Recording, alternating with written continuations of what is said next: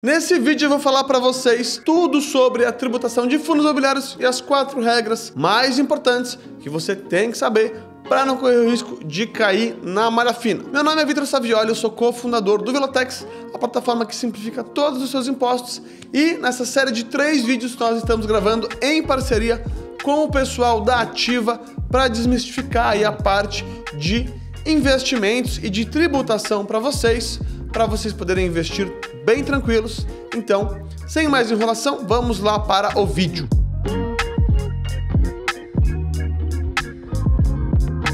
Então vamos lá. O que são fundos imobiliários? Resumidamente, fundos imobiliários são fundos que investem em imóveis ou em renda fixa, dívida, atreladas a imóveis ou até mesmo em cotas de outros fundos imobiliários. Então, um exemplo mais simples são os fundos imobiliários de tijolos que, na prática, eles investem, eles compram galpões, compram prédios, compram shopping centers ou parte dos shopping centers, colocam esses imóveis para alugar. Tudo que eles recebem de dinheiro com esse aluguel, eles repassam ali para os cotistas dos fundos. E qual que é o principal atrativo dos fundos imobiliários? Na verdade, são alguns, mas os dois principais são: você consegue começar a investir neles com pouco dinheiro, então ali R$100, cento e poucos reais, você já consegue começar a investir em imóveis e, além disso, você recebe dividendos todos os meses que são livres de imposto de renda. Até o momento que eu gravo esse vídeo, que é novembro de 2022, os dividendos que os fundos imobiliários pagam não incidem imposto de renda, então você recebe limpinho na sua conta. Talvez isso mude no futuro, talvez não, porém, agora a regra atual é exatamente essa. Agora, eu falei das 4 regras mais importantes, então vamos lá para a primeira delas. Primeira regra delas é: diferente dos dividendos dos fundos imobiliários que são isentos de imposto de renda, quando você tem ganho de capital na cota, ou seja, quando você compra uma cota e vende ela mais caro, vamos supor que você compre uma cota de um fundo imobiliário aí por R$102 e venda essa cota mais para frente por R$120. O lucro que você teve nessa diferença, você tem que pagar imposto de renda.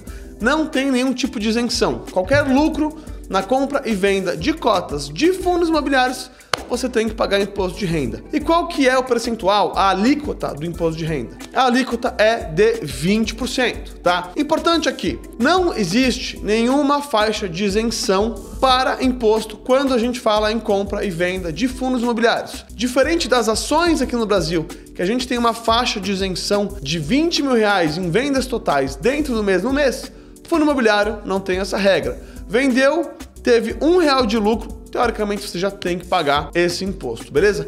Outra coisa muito importante é a compensação de prejuízos passados com ganhos futuros. No caso dos fundos imobiliários, você só pode compensar prejuízo de fundo imobiliário com lucro de fundo imobiliário. Não interessa se você negociou esse fundo imobiliário em day trade ou se foi em swing trade. Interessa que é fundo imobiliário. Fundo imobiliário para a Receita Federal é uma categoria separada, então tudo que você teve de prejuízo você pode compensar com o lucro do mesmo mês ou nos outros meses futuros. Você nunca pode compensar o prejuízo com um ganho passado. Por quê? Porque esse ganho passado, se você não tinha nenhum prejuízo quando você teve esse ganho, para compensar, você deveria ter pago imposto. Então, quando a gente fala de compensação de prejuízo, sempre é prejuízo com os lucros ou do mesmo mês ou dos meses posteriores. A regra número 2, no caso dos fundos imobiliários, que é bastante importante, é a declaração dos ganhos líquidos. O que é isso? Na sua declaração anual de imposto de renda, você deve informar mês a mês, bonitinho, todas as vendas que você fez e se você teve lucro no mês ou não, tá?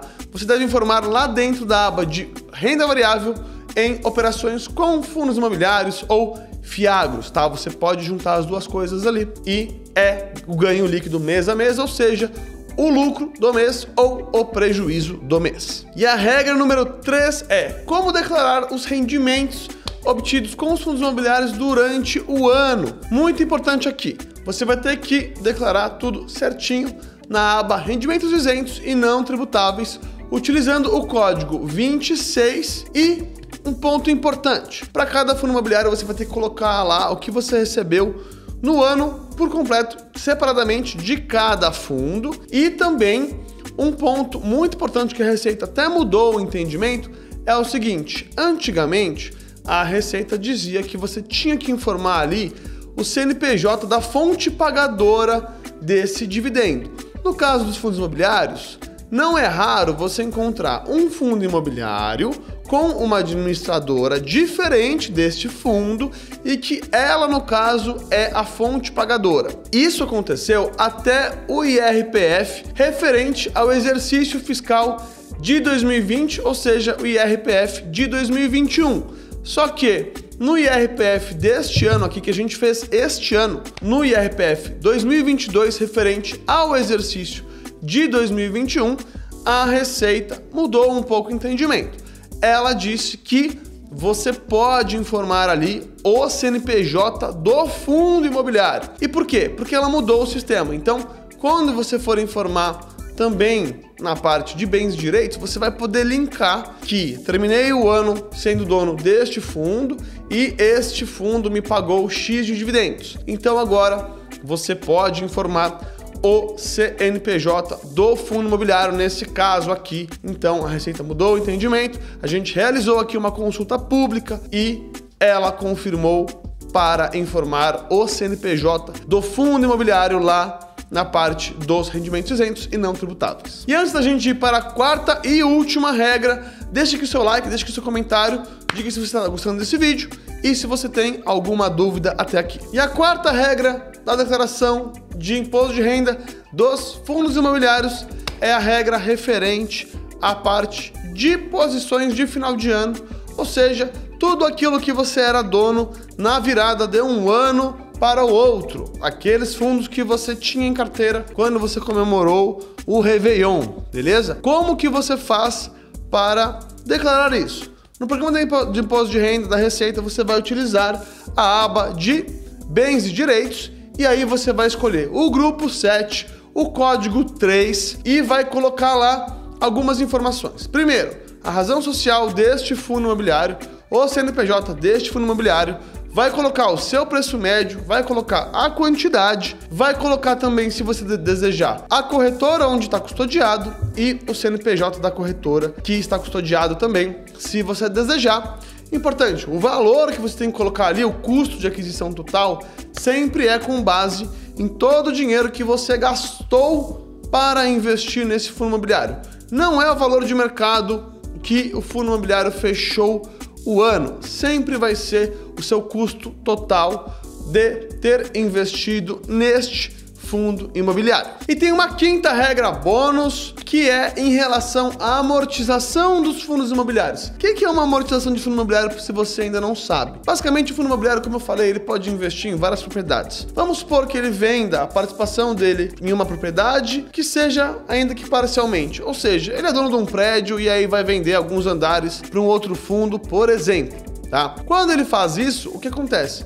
Ele precisa retornar este dinheiro para os cotistas. Isso é chamado amortização. Como que essa amortização é declarada no imposto de renda na prática? Primeira parte, na parte de bens e direitos, como eu mencionei lá na regra 4, você vai precisar ajustar o seu custo médio. Por quê? A amortização, você vai ter que considerar ali, depois da amortização, o teu custo médio tirando esta parte da amortização. Então você vai ter que fazer um ajuste ali no seu custo médio, beleza? Tira ali o valor por cota que você recebeu de amortização e inclusive na discriminação, na hora que você for escrever, você pode até falar: este fundo realizou uma amortização de X reais por cotas na data tal. E como que você vai fazer para declarar essa parte de amortização, o valor que você recebeu de amortização? Você vai na parte de rendimentos sujeitos à tributação exclusiva definitiva, vai selecionar lá o código 12 de outros e vai colocar lá o CNPJ do fundo, o nome do fundo e na descrição vai colocar lá a amortização, o valor total de amortização que você recebeu e na descrição falar a amortização do fundo imobiliário e tal,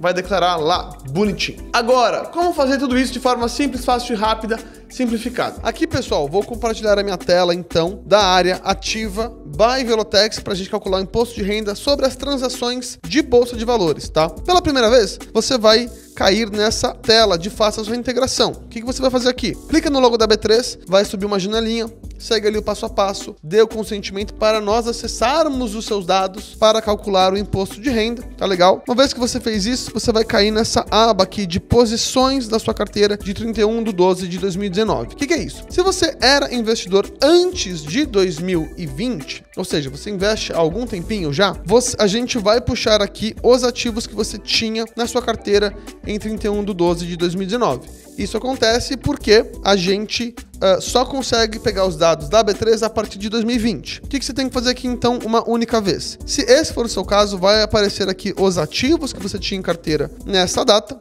E aí você vai clicar aqui no lápis. Então, por exemplo, aqui a ação da Ambev. O que você tem que fazer aqui? Preencher aqui com o seu custo médio de compra da data do final do ano de 2019, tá? Qual que é a forma mais fácil de você encontrar essa informação? É você acessar a sua declaração de imposto de renda de 2020 referente ao ano de 2019, beleza? E aí você acha isso aqui facinho, preenche tudo e tá tudo certo. Depois disso, você já vai vir para a parte da calculadora, tá?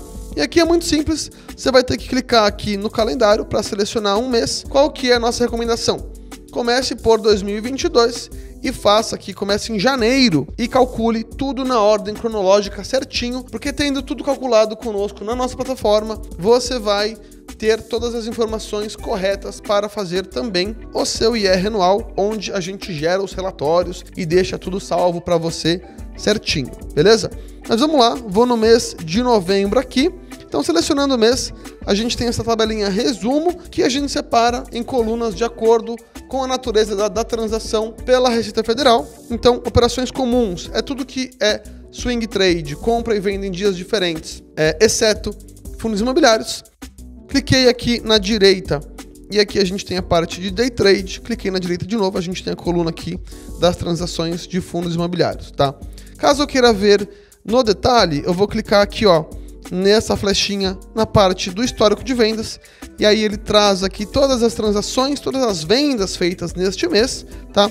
Se eu quiser visualizar algo no detalhe, é só clicar no lápis, e aí ele vai trazer aqui para mim todos os detalhes para eu verificar, caso eu queira, e também na parte do imposto total, clicando na flechinha, ele traz aqui todo o racional, todo a memória de cálculo para a gente chegar neste valor de imposto a pagar. E aí, tendo isso ok, é só clicar aqui em pagar DARF. Você vai poder pagar esse DARF com cartão de crédito, com Pix ou gerar o boleto DARF. Vou clicar aqui em Pix para gerar um Pix aqui. Posso pagar esse Pix ou lendo o QR Code ou, obviamente, copiando o código aqui e indo no aplicativo do meu banco e realizando este pagamento.